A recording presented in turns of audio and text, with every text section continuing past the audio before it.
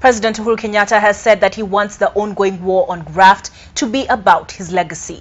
The head of state said he will stop at nothing until all those accused of stealing public funds are brought to book, even if it includes his family and relatives. He spoke to the British Broadcasting Corporation on Tuesday as part of his visit to the United States.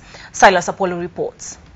And I think we're doing precisely that. The president was reiterating what has now become a rallying song in his second term, that perpetrators and beneficiaries of graft will have no place in his government.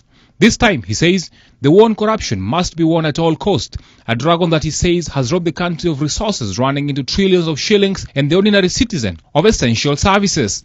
According to President Uhuru Kenyatta, the ongoing war on graft is a fight for a legacy, something he says he will stop at nothing to fight for, even if it means sacrificing members of his family.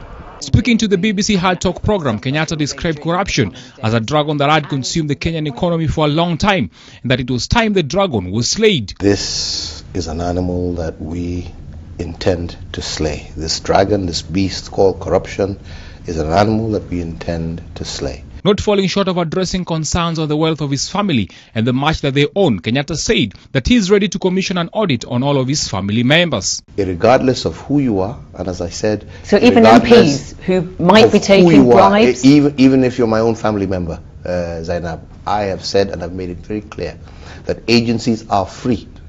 What we own, what we have is open to the public. As a public servant, I am supposed to make my wealth known, and we declare every year. And I've always said, if there is an instance where somebody can say that what we have done or obtained has not been legitimate, say so. We are ready to face any court. Part of the fight, he says, will be the prosecution of all public officials, even high-ranking ones and possibly members of parliament, as well as a mandatory lifestyle audit on all public servants and the strengthening of public institutions mandated with fighting graft. We have been working quietly over the last few years to strengthen our various agencies that are involved in this particular fight.